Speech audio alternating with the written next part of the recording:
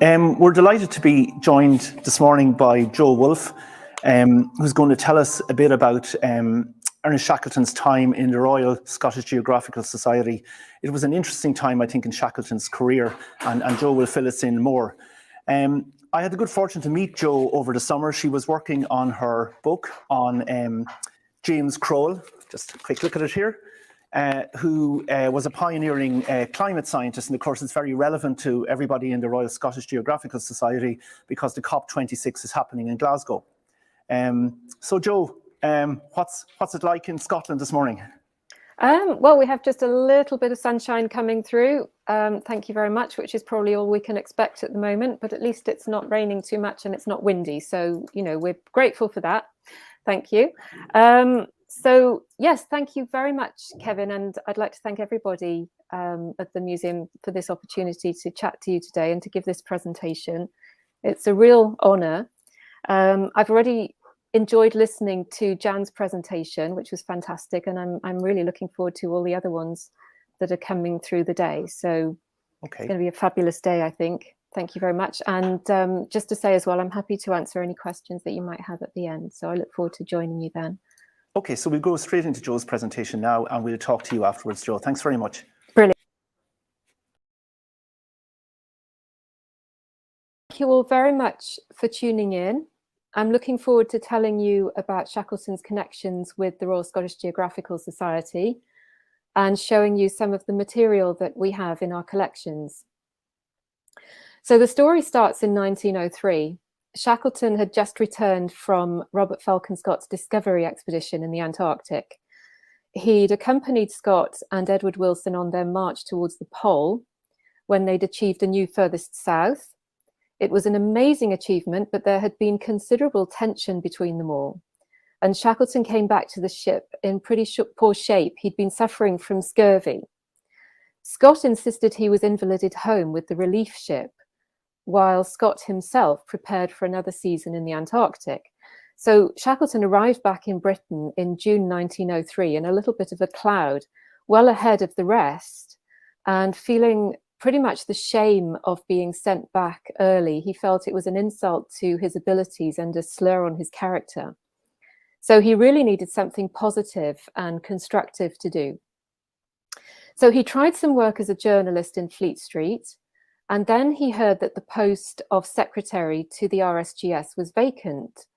And it was his friend, Hugh Robert Mill, who was a well-known Scottish geographer and a librarian at the RGS, the Royal Geographical Society in London, who persuaded him to apply. And at RSGS, we have got Shackleton's original CV. Now, it's quite an impressive document, obviously professionally printed, but tailored specifically to the post. And in what amounts to his covering letter, Shackleton says, "I am fully prepared to devote all my time and energies in the interests of the society, and hope, should I obtain the post, to increase its scope and power." Now, it's covered with testimonials, both professional and personal. Sir Clements Markham, first of all, the president of the RGS, describes Shackleton as zealous, conscientious, and energetic. He would be found to be invaluable in the work of increasing the number of members.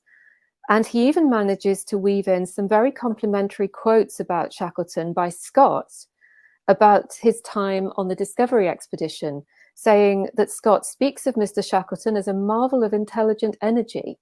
And also, he was never tired, always cheerful, and exceedingly popular with everyone. Markham plays down Shackleton's ill health on the southern journey, saying that the severe work led to him breaking a blood vessel and his life being in danger. It was only due to his indomitable pluck that he and his companions managed to get back to the ship.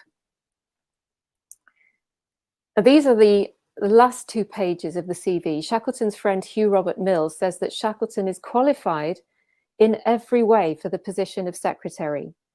He combines enthusiasm with methodical habits. His own personality is singularly attractive. If Mr. Shackleton is appointed, I feel sure the society will receive a fresh impulse. Well, all of that was very prophetic.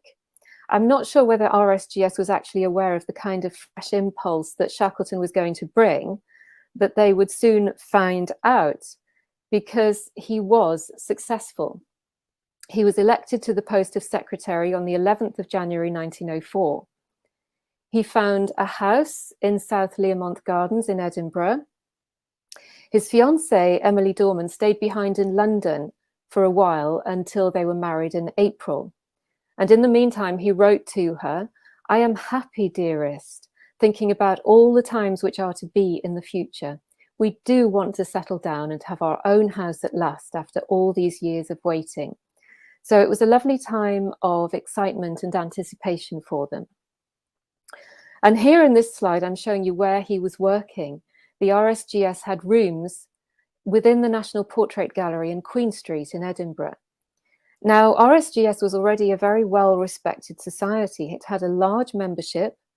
It had been founded in 1884 with the support of many peers of the realm.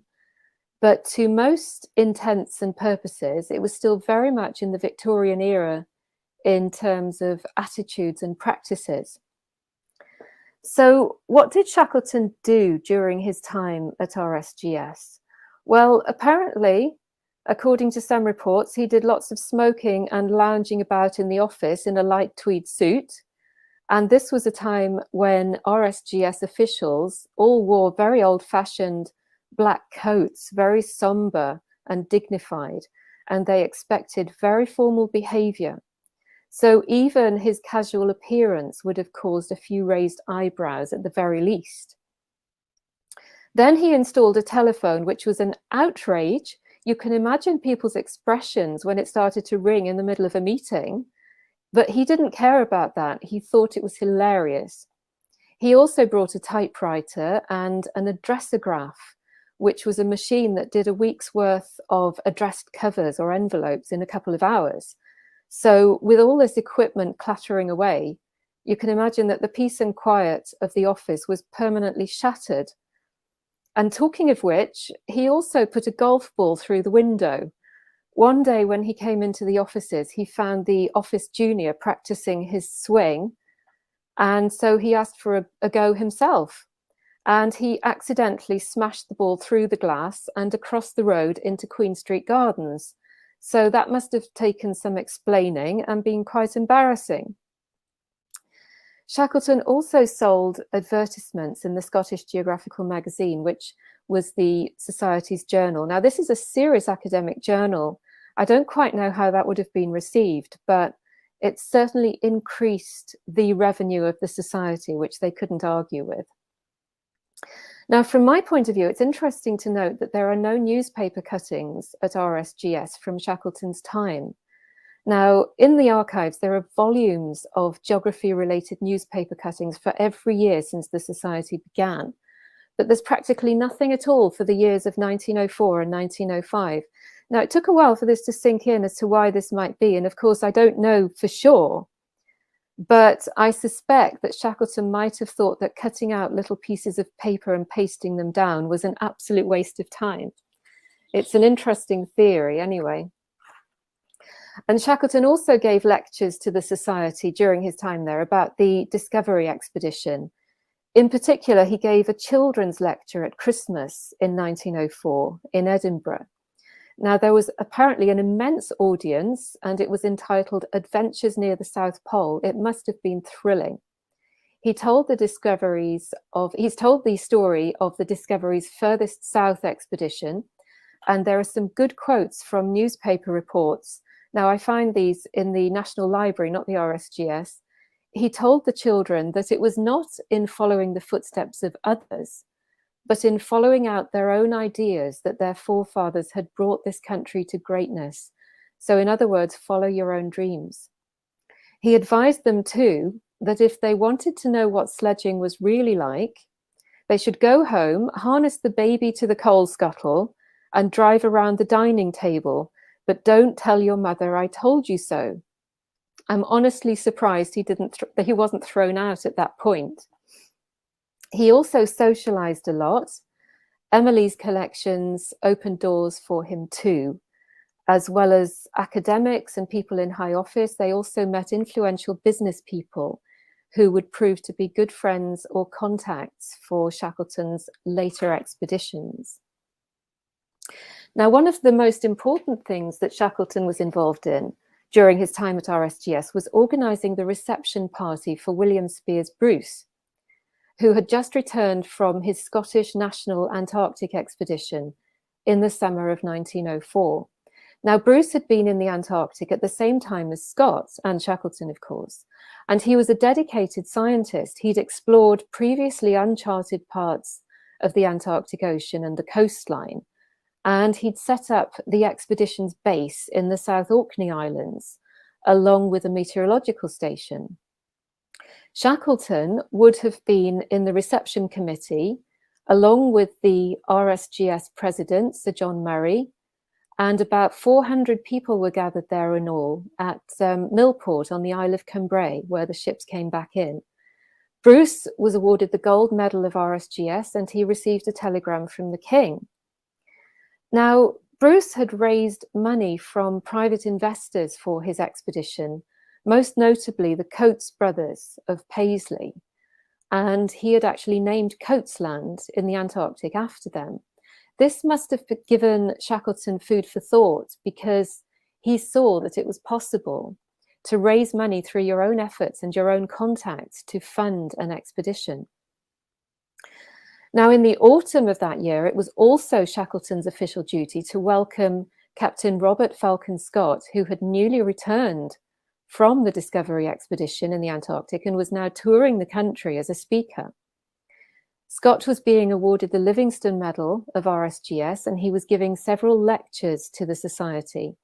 I was quite amused to read that one of Scott's lectures to RSGS went on for at least 2 hours, and some people had to leave early to catch trains. I wonder if they would look back in later years and wish that they'd stayed on. Now, when he visited RSGS, Scott was invited to be a guest of honour at a very special banquet. Now, RSGS were very famous at that time for their banquets. They seemed to give them at the drop of a hat, and they were all very lavish affairs. Fortunately, in October 1904, they were celebrating the Society's 20th anniversary.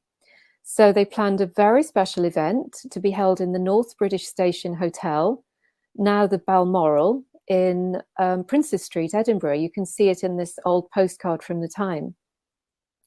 Now, of course, Shackleton would have had a great deal to do with the organising of this banquet, and he would have been present on the night to greet all the guests and to ensure that it all went smoothly. Now, here is the banquet menu, which has got artwork by the artist W.G. Byrne Murdoch. Now, Byrne Murdoch was a Scottish explorer himself. He was a friend of Speirs Bruce, and he'd been to the Antarctic with him, although not on that particular expedition. You can see Scott and Bruce in the middle there, raising a glass to each other on the top of the world, which we assume is actually the Antarctic, with their ships behind them, the flags of their respective expeditions, the crest of RSGS in the middle there, and plenty of penguins and seals looking on. Now, the banquet was a 10-course meal, a real extravaganza that had featured polar-themed delicacies and some very fine wines. On the right there, you can see the toast list, a list of all the tributes and the replies. It was all very proper and obviously a very glittering occasion. Now, this is the reverse of the menu card. You can see the cameos of the 3 guests of honour, with Bruce, William Speirs Bruce, Scott on the right there, and in the middle, Sir Clements Markham, who was also a special guest. Now, he was a friend of both Scott and Shackleton. He wasn't quite such a good friend as Speirs Bruce, largely because Bruce had rather annoyed him by organising his own Scottish expedition to the Antarctic. And it's interesting to note that on the night, Speirs Bruce was notably absent. He'd sent apologies saying he'd got flu. But you do wonder, because he wasn't the greatest fan of Markham, and he also very much disliked public occasions. Now, there were speeches, as you can imagine. They were very lengthy, but thank goodness the newspapers reported them in great detail.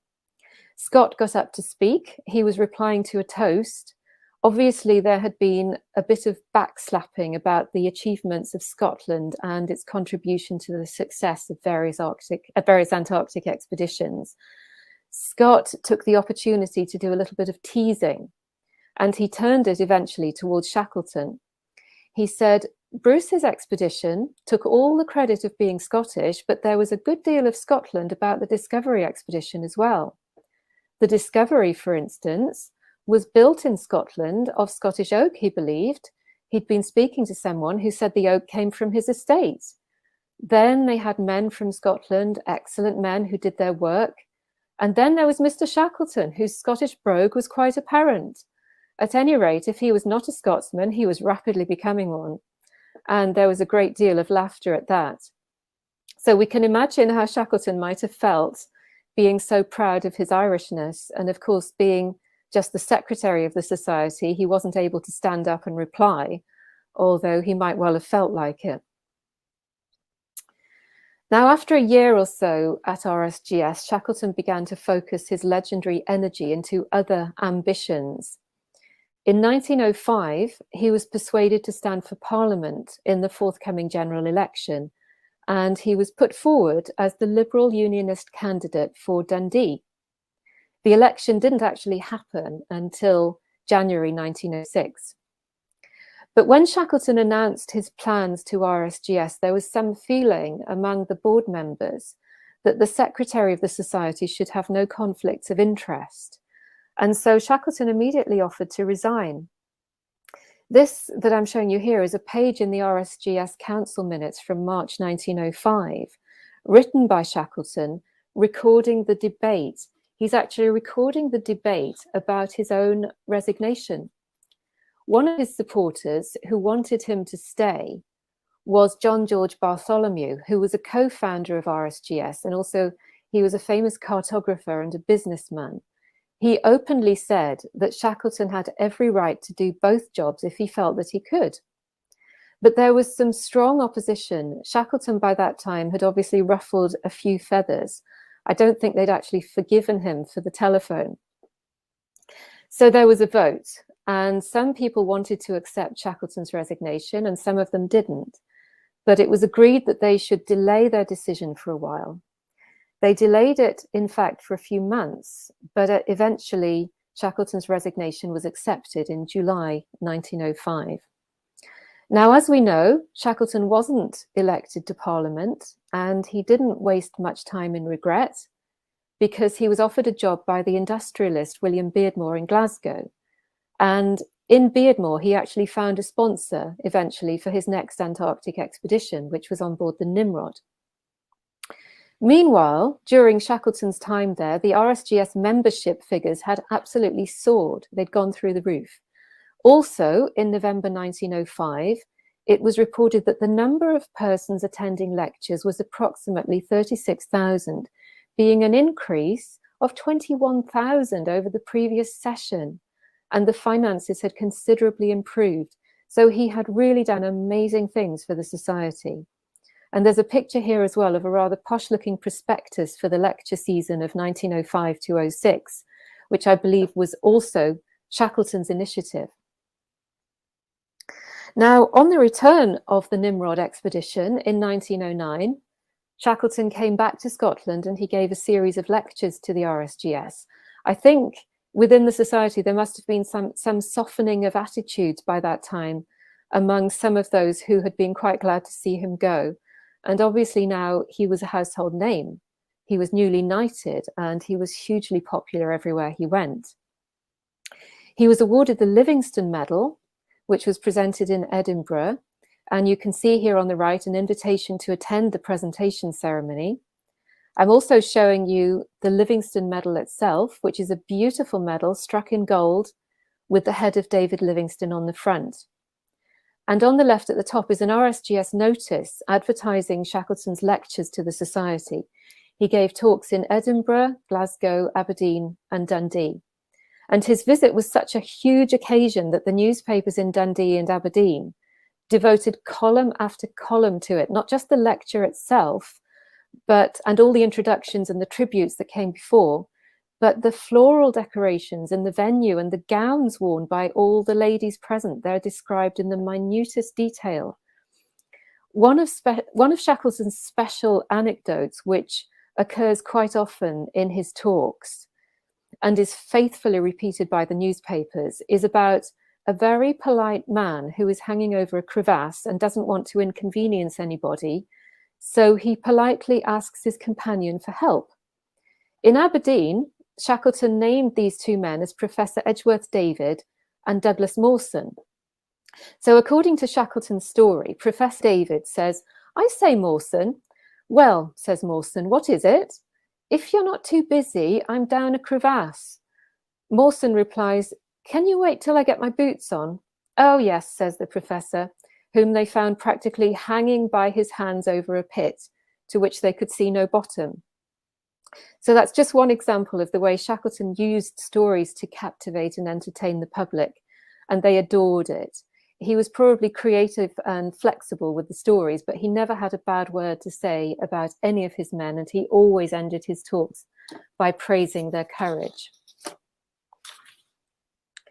Now, of course, that wasn't the end of Shackleton's Antarctic adventures by any means. In 1914, he embarked on his most famous expedition on board the Endurance. Now, by this time, of course, Amundsen had got to the South Pole, and Scott and his companions had reached it shortly afterwards, but had died on their return journey. So Shackleton had to find a new mission in the Antarctic. And in RSGS collections, we have a map annotated by Shackleton showing his intended route across the Antarctic continent, passing through the South Pole, an ambition which we know now that he never achieved. But he and his men achieved greatness of a different kind, with all the trials and the challenges of survival that they went through. And you can see here that Shackleton's written on the bottom of the map, chart showing our proposed route across the Antarctic continent. Now, also in our RSGS collections, we have these interesting photographs of Shackleton and the officers of the Endurance just before they departed. Now, they were taken on the 16th of July, 1914, as the ship was waiting in Southwest India Dock in London. And you can see the ship, of course, in the background. The men received a royal visit from Queen Alexandra, who by that time was the Dowager Queen, and her sister, Maria, the Empress of Russia. Now you can see the Queen in the foreground there, shaking hands with an officer. And in the background, turning away from us, is her sister, Empress Maria, shaking hands with another officer, who I think is probably Tom Crean. And another picture here from the same series, the officers with their caps in their hand, cheering the Queen. And you can see Emily Shackleton there in the light-coloured dress, and her two eldest children, Cecily and Edward.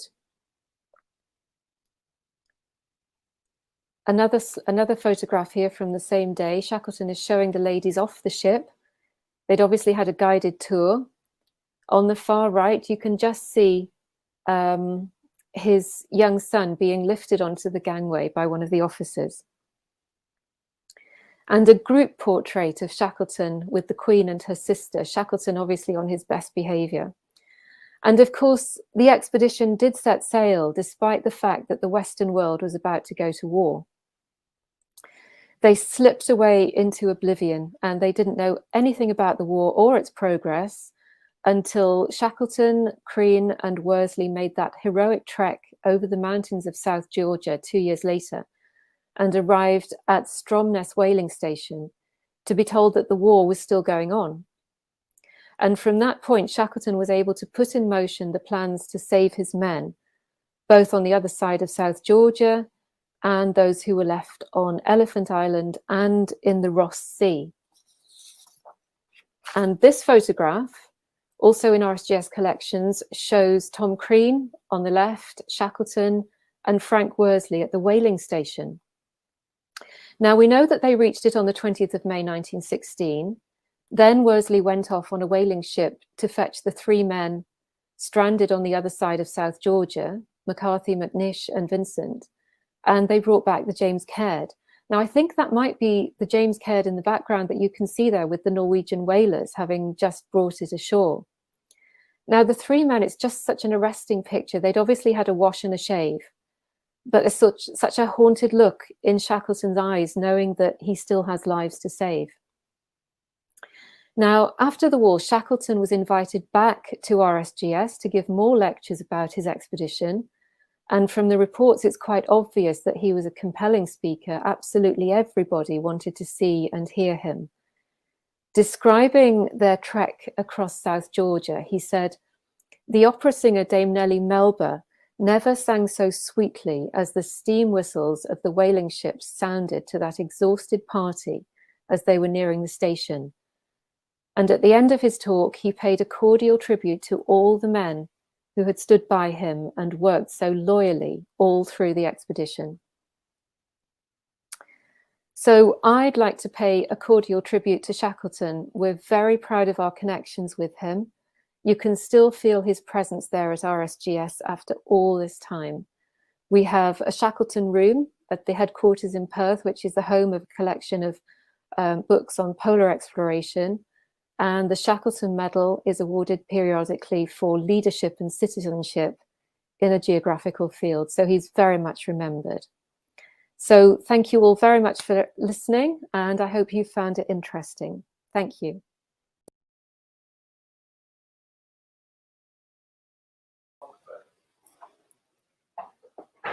Just fantastic lecture, just beautiful lecture, covers a whole aspect of Shackleton's life that even us here in the museum who are supposed to know something about him, we were saying, gosh, didn't know that. I know you were joined by your cat as well during the lecture, so I don't think we'll get into talking about Shackleton and cats, though. That's that's sort of a different subject for a different day. Yeah, I think she's probably needs her own YouTube channel. She's actually there, but you can't see her very well, so. Okay. And as usual with these lectures, you know, when you give the talk, lots of other information comes in. So just to tell you maybe two things I think that came in, no less than John Dudley, and John and Isabel will be talking to us in the afternoon about Clements Markham, but John and Isabel are quite expert on William Speirs Bruce. And John points out that this weekend is the centenary of William Speirs Bruce's death. So I think that's just a synchronicity, as Young would say. Another thing pointed out, which connects your lecture with the previous one, is Ellie Rowett was Ellie Coates before she married John Quiller Rowett. Oh, right. And, that's interesting.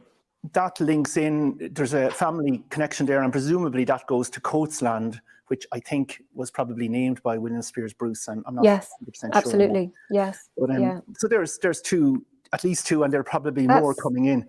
That's lovely. Yeah, Thank you. some questions, Joe, if you don't mind. Yeah. Okay. I think, and someone funnily says Shackleton had a hit and miss relationship with golf. Yes. so you know, I know there's various accounts of him playing golf in Scotland, and I think Emily was a better golfer than he was, which annoyed him, I think, a bit. Have you come across anything on that at all? Nothing probably more than you know yourself. I mean, I only read that he and Emily took a house at Dornoch, I think, in the summer to practice their golf, and that yes, indeed, she was probably better than him, but he was very enthusiastic. Yeah. And there was this one story that I was reading. I can't remember which biography. It might have been in Mill's biography of him, actually, that he was so obsessed with golf. And I think he used to bore his sister, or maybe it was some other member of his family who was staying with them at the time, that he actually played this practical joke on them by getting their cook to serve up golf balls covered in some kind of savory sauce. Okay. And the poor woman had to try and eat it before she realized that they were actually golf balls. But yes, I mean, he was obviously very keen on it. He wanted to hone his skills, evidently. Okay. Well, that's a great story. Another question, what is the protocol, or is it possible to visit the Shackleton room in the Royal Scottish Geographical Society? Well, yes. I mean, I think actually at the moment, if you dropped them a line and asked to, just if you could make an appointment, but the Shackleton room is on the ground floor of the headquarters in Perth, and it actually contains the library of the Scottish Arctic Club. So Okay. there's a whole wall of books on polar exploration. Anybody that you can possibly think of in the history of polar exploration, there's probably one or more books on them or by them. Okay. So yes, you know, drop them a line or drop me a line and I can perhaps put you in touch with them if you're interested. And that's in Perth.